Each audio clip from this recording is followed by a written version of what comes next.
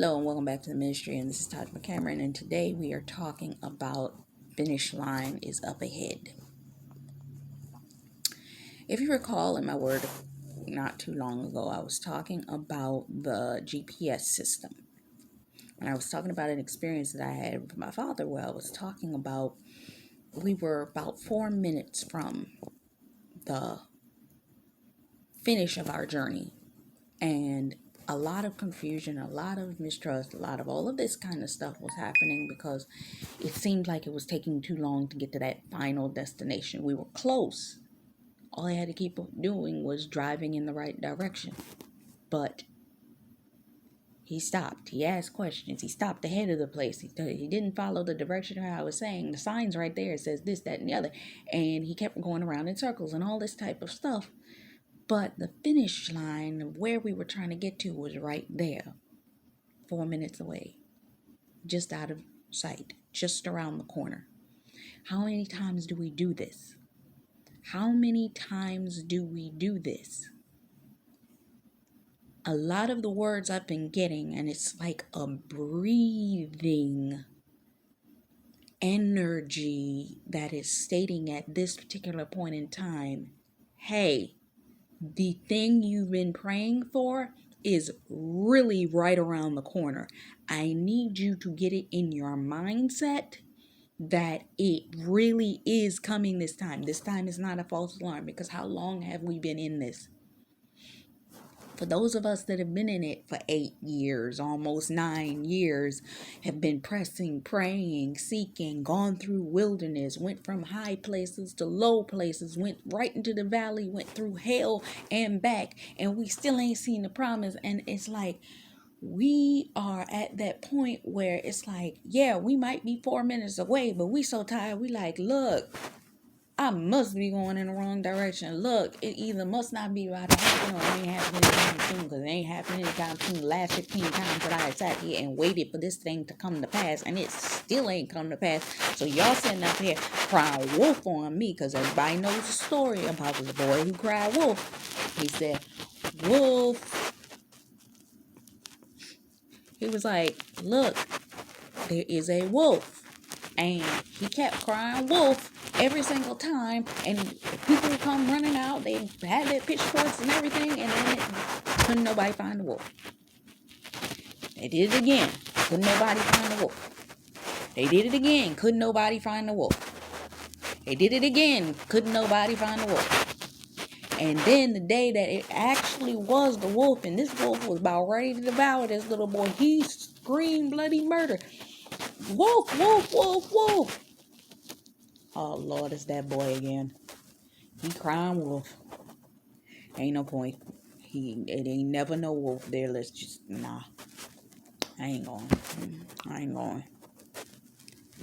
A lot of us have been in that season. And when I tell you the words that I've been getting in the past few days, especially when I was in consecration with the Lord, have been, I know it has looked like it wasn't coming. I know that it seemed like it wasn't coming. I know that it doesn't seem like anything is happening right now.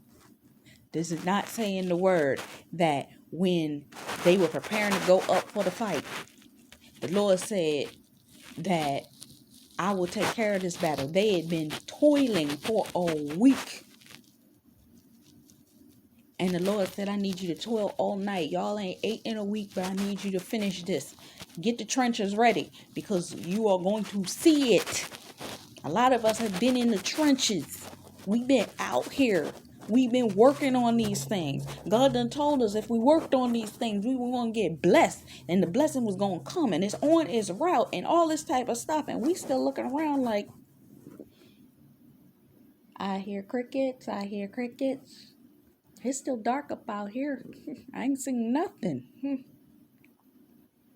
But crickets. What you talking about? We done got insubordinate and been like, I ain't doing nothing till I see something. And God be like, I guess you ain't gonna see nothing because you ain't doing nothing. Because you try to play God like that if you want to. Test God and be like, and then you be sitting up there, but didn't your word say, prove me now that I will not open you the windows of heaven wish I had room enough to receive. Well, I'm just saying, Lord, I'm commanding this blessing. How come every time I command it, it still ain't come? Because you were not operating in the wisdom of God. And God said, I still need you to do that. Did you follow the instruction I told you to follow? Did you prepare like I told you to prepare? Alright, you keep sitting up there saying that if you want to. I'm going to send a blessing and you won't be shocked. Because you wasn't ready anyway. I'm going to send you the thing in which you've been praying for. I'm going to send you because I've been telling you at the finish line, but you don't believe me. And that's what happens. It's what we do because we sit there and we say, well, I'm not at the finish line. How many times we done gone through this? You said we at the finish line, but I still ain't seen nothing. And then every time I expect for it to be the finish of the finish line, I still ain't there. I gotta go through another season of another pruning, of another thing, of another situation, and I still ain't got where I'm supposed to go. People telling me I'm overdue, and I'm like, I know, I'm sitting there waiting too. I can't move before Lord tell me. He keep telling me, wait. And we be in a season, and God's like, I'm sorry to inform you, but this is no longer the wait season. This is the run season. It's like, how long have I seen the move? I'm going to see you're about to move. You're about to this. You're about to that. I'm seeing visions. I'm seeing things that are confirmations of where I'm supposed to go and things that are about to happen. And you're just like, how many times have I heard this before? Do I really need to get excited this time? Because every time I get excited, I end up getting to a level of excitement that brings forth a level of anxiety, which can lead to a level of paranoia that can lead to a level of, if this doesn't work this time, I'm out on a limb for no reason. I'd rather just not get excited, and if it happen, okay. Woohoo! If it happen. Is we doing this? Did it happen? Oh, okay. Are we out here? Did it happen? But see, a lot of us are in that preparation. See, we are 4 minutes from our destination. And matter of factly, we're closer than the 4 minutes that we were a few minutes ago, which means we're almost right around the corner from that thing. And we still sitting up there saying, you sure? I know I see the finish line tape ahead of me, but that could be a mirage. Are you certain? Because 9 times out of 10, I end up in another season of X, Y, and Z. So this finish can just be a finish that leads to another season of whatever. So should I even get excited? Am I going to end up in another level of turmoil? Is this thing the thing that I'm actually looking for? Am I going to end up having to fight through that too? What is this? Should I even really get prepared? And everybody say, prepare, prepare, prepare, prepare, prepare. The British are coming, the British are coming. It's the wolf is coming.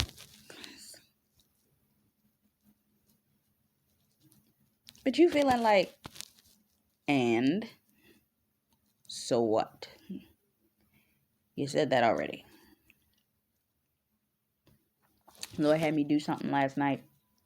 He kind of had shown me through a photo I had taken, and I had used the application to give it a look. And when I gave it the look that I wanted to give it, I was like, man, this looks like an advertisement for XYZ.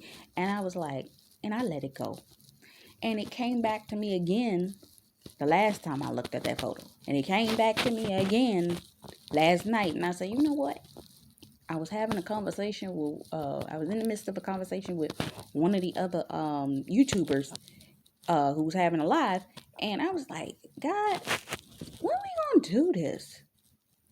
And I got brought back to that image. I'm like, you know what? I don't even know when this is going to happen. But you know what? I'm going to obediently take what you've given me.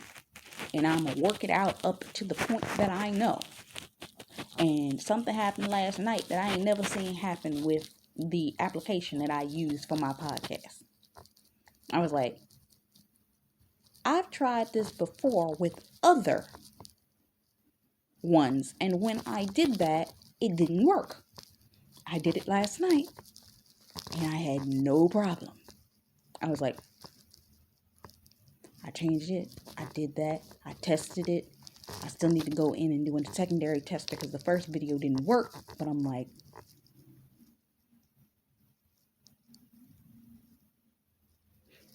did my write-up, I did everything that the Lord showed me to do. And I'm like, all right, Lord, God has been leading me to do XYZ. He had me fill out for something the other day, and then he had me do this the other night. So I'm sitting there thinking to myself, well, this is all heading in the same direction. So I had to sit down this morning and I had to talk with myself and think to myself, what do you really want? Because when this door opens, what are you going to do with it? Because we have a scenario where a lot of us are like, okay, God's going to open the door. God's going to make you famous. God's going to do this, that, and the other. What are you going to do with it if you got it? Are you going to go out here and become another Instagram model? Are you going to go out here and because what's popular is to strip all your clothes off and walk around in bikinis and talk about how fit your body is? Or you going to sit up there and do fashion hauls all the time because you're a fashion blogger but not talk about anything of substance?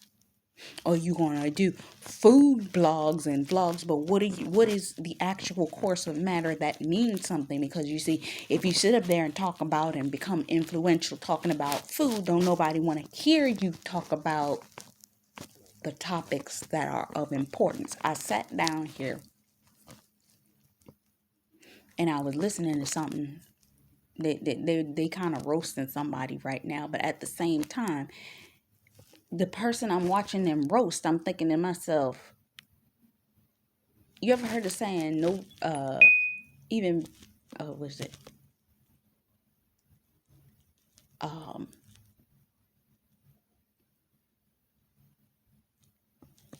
Even bad publicity is better than no publicity at all. Because if you are good at what you do, you can spin that.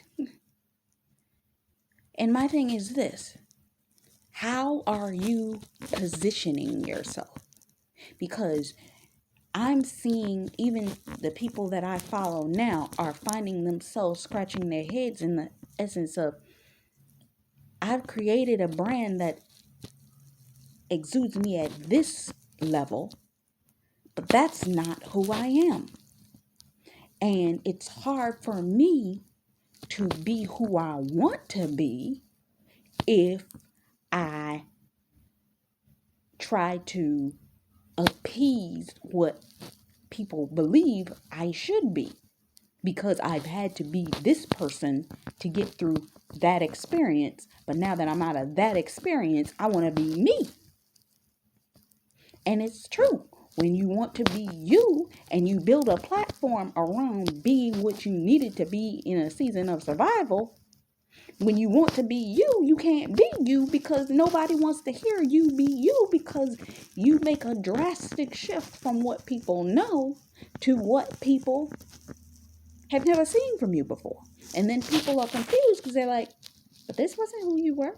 What are you talking about?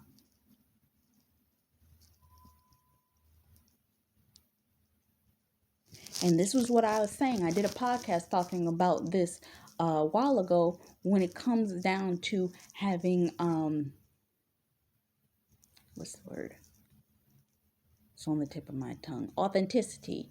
It's not just authenticity, but following that gut understanding of who you are and understanding who you are. And when you understand who you are, you can build your brand around who you are. But if you sit there and you come to the understanding of, well, I'm going to fit into what's politically correct, you risk at some point ending up in cancel culture, because eventually you are going to be honest with who you feel that you are.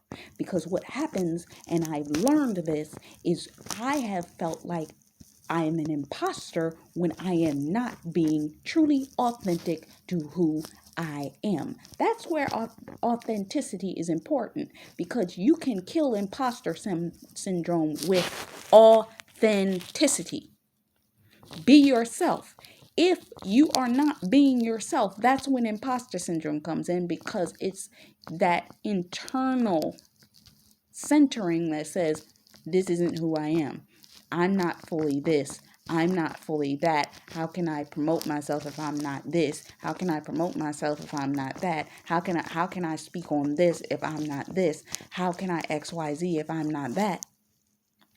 How can I go into these rooms and say what I have to say if I'm not?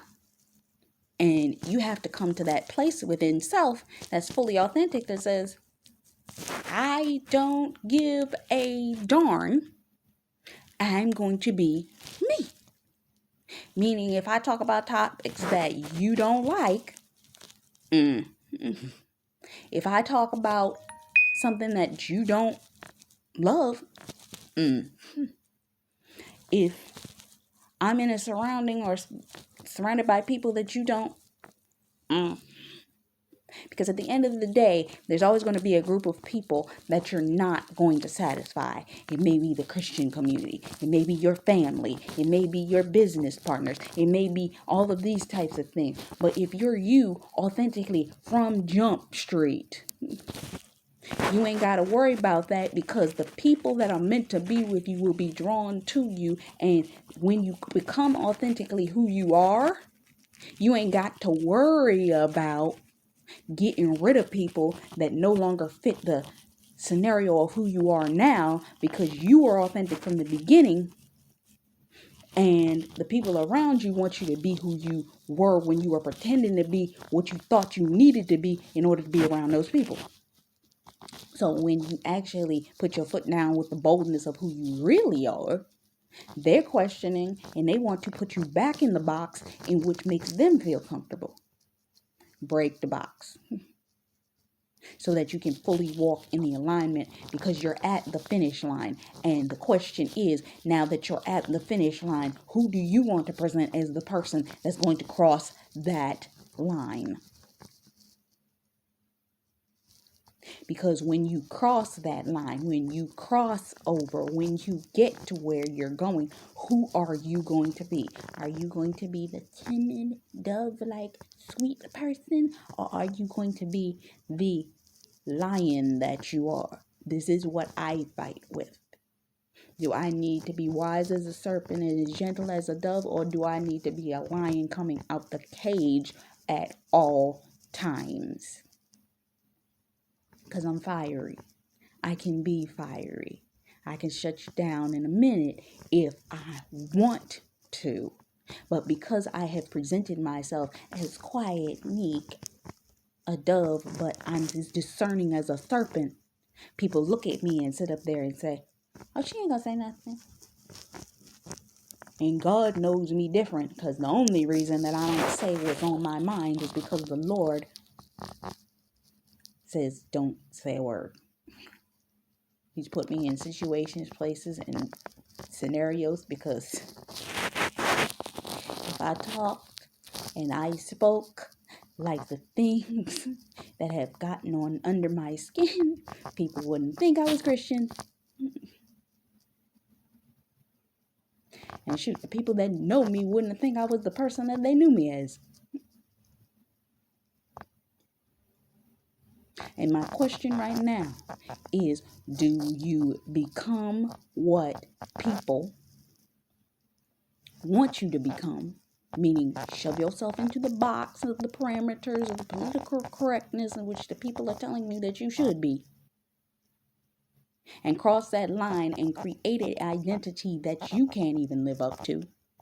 That will leave you in therapy, that will leave you in confusion, that will leave you in a level of conflict with self, taking depressants, cursing, drinking, all that kinds of stuff, because you are suppressing who you naturally are in order to be what the world says is okay? Or do you come out the gate like a lion and say, I'm going to be who I am? Like me or like me, don't like me or don't like me. But see, everybody don't like being that way. And I even see this with the coach that I'm with as she evolves, is that element of, I know the people that I have, I know the people I've become friends with, I know the people.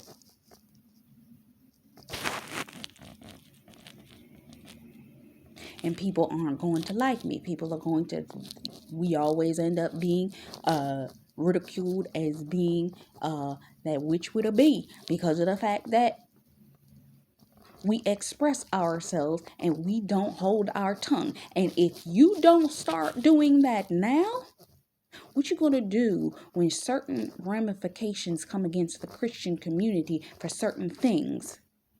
You're already seeing it with the abortion issue. Pay close attention, because if you're not paying attention, you don't understand what's actually happening. So I was looking at somebody yesterday on YouTube, and I'm sitting there saying, do I want to be outspoken or do I want to hold back? But I also got to consider the position that I'm being put in with the people that the Lord has already promised He's going to surround me with. What do you want from me, Lord? You have to ask the Lord for wisdom and you seek His guidance. Because I can come out and be a fireball, or I can come out and be gentle as a dove, but wise as a serpent. Because the lion's still there. The lion is still there. The question is, do we let him out first or we let him out last? That's the question. Because he's going to come out eventually. Because when you cross this finish line, you need to know that you've positioned yourself to prosper, but what are you presenting? And you got to find that. Because you know that, yeah, these places and spaces, and sometimes you got to come to the understanding, being part of the cliques is not where you're going to be. Being part of what the rest of the world tells you is what you should do is not going to be what you should do. Where it feels like, oh man, I should be. Because if I get to do that, I get to be over there with those people. And it's one of those situations. God says, come out from amongst them. And that means that you might have to say some things, do some things that may not be all that comfortable for everybody else. But the question is, are you doing it for them or are you doing it for God? Are you doing it for the accolades of the people, or are you doing it for? And maybe, just maybe, because you are willing to stand up and be who God called you to be, the people, the very people that you would feel like you were ostracized will come to you, because in secret, they were dealing with the fact of the exact same thing. I feel like I can't be myself. I can't be who I want to be. I can't, and they are suffering and suffocating in that place.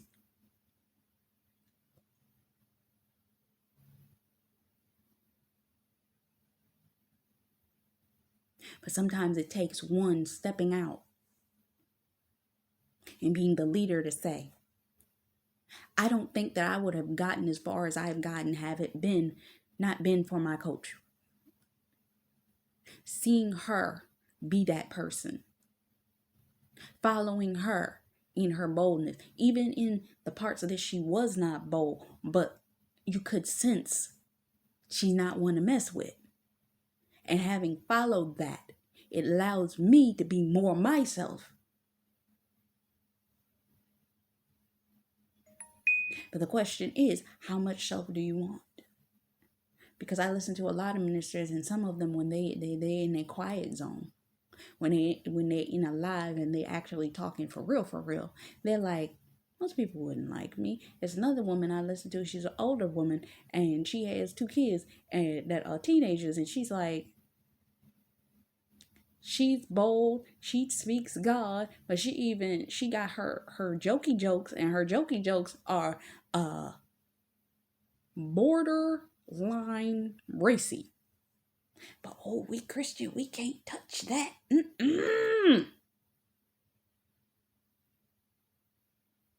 We can't touch that.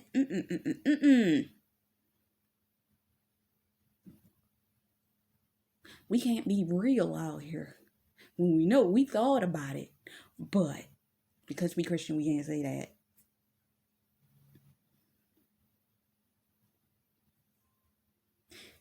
There are some people that are apostles. There are some people that are meant to tear down and build up. Some people have certain anointings. I watch Tiffany Montgomery. I sometimes say to myself, I want to be like her when I grow up. But I also understand that there are certain situations, certain rooms and realms, but at the same time, she in some of them rooms and realms. She just don't talk about those rooms and realms, but she's authentic. There's people like Marcus Rogers. They are authentically being who they are in Christ, and people will be like, yeah, I like what you say, but I can't publicly go out there and say that on a limb because that will be canceled. The question is, do you want to be liked, or do you care about whether you be canceled? Sometimes you just gotta be like, oh, if I'm gonna be canceled for that, Lord, tell me everything I'm gonna be canceled for, so I can just roll that out right in the beginning, so we can get the foolishness out of the way.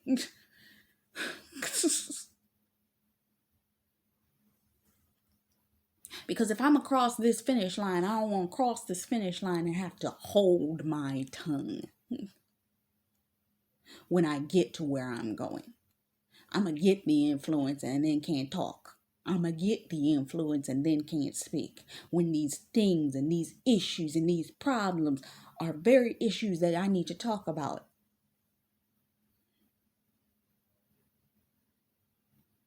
I see a lot of Christians right now, and they are openly admitted. Some of them have admitted it on their channels. They're like, there are political issues that bother me. There are issues that are going on in the world that are bothering me. There are things that, because we walk with God and God has given us the vision to be seers and watchmen on the wall, that we see what's coming.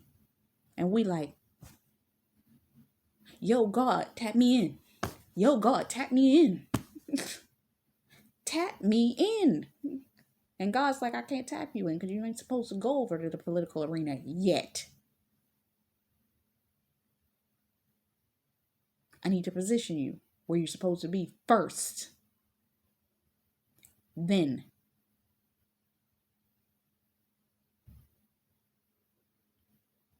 A lot of Christians deal with seeing certain things. I remember the other day, I'm going to be honest with you, I was sitting there and I was looking at something in relation to certain things in relation to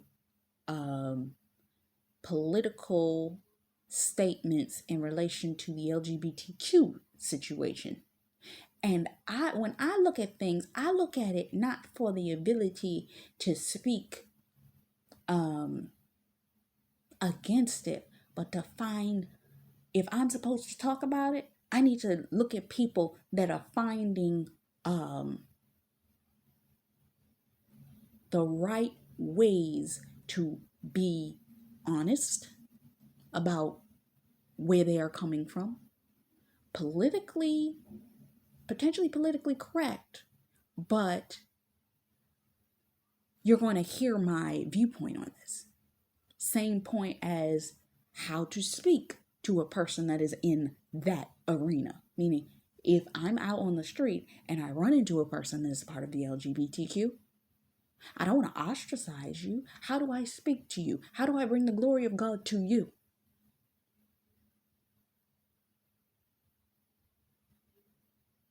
because they need to see the glory of God before they can walk in it. I know what I've been through. So do I come at them from the place that all Christians come at them? This is wrong. This is this. This is this. This is this.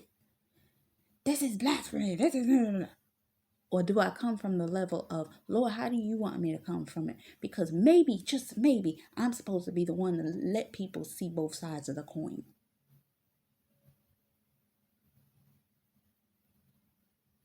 And to bring a unity to the understanding for this particular thing. Some things, like abortion, they're not topics that you're getting to see both sides of the coin on. They want to push what they want to push for that.